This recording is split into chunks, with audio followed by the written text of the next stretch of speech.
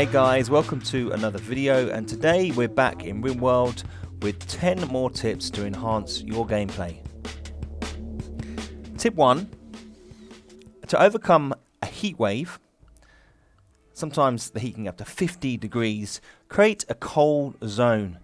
And to do that, just go to your manage areas, add a new area, and call it cool zone. Go down to your control panel and find the zones tab, and in that area there you can designate where the cool zone is and then assign your players to that zone during the hot spell, and they won't get heat stroke and they won't die, and the morale will be fine.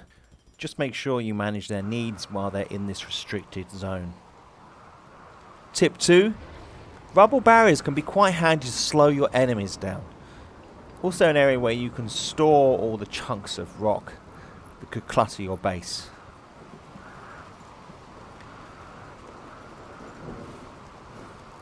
Tip 3. Replace the walls inside your base if you've carved it out of rock, say for example, which is quite a good zone to start in, building into a cliff or a mountain. You can see here I've replaced a lot of the walls. They're much more beautiful, have a nicer environment, better feel for the colonists. Tip 4. If you build anything anywhere, it automatically puts it as part of your home zone. And if you've got your characters on firefighting, they will head there for fire starts. Now, it may be that it's an area you don't want them to go to. So make sure you clear your home zones by selecting the zones tab and the deleting home zone area, so your players don't flock to that space when you don't want them to. Tip 5. Something that can really affect the sleep of your colonists is if they are disturbed. And the most common way that this happens is if there's a pathway through their bedroom. Make sure bedrooms are dead ends, so they can only be accessed in one way. Tip 6. Table placement can really affect this. Carrying on the same situation, if you put tables in a bedroom where they're closer to the food supply than the main table, your characters will flock and sit at those tables even if people are sleeping. And you can see here a little man going into that room there and sitting at the table eating food and disturbing that guy's sleep. It's bad for morale. Tip 7.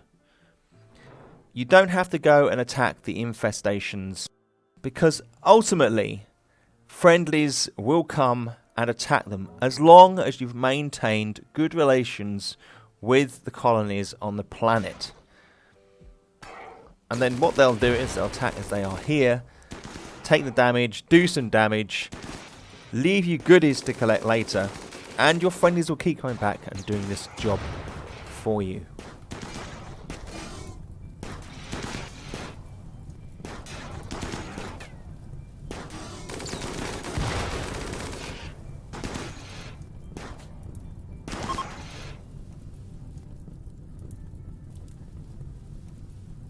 Tip 8. Fridges in heat waves can be easily forgotten. If you have a heat wave, your fridge will warm up as the surrounding area around you will. So make sure you go to your cooler and you reduce the target temperature so that it accommodates the increased temperature outside. Otherwise your food will go off very quickly.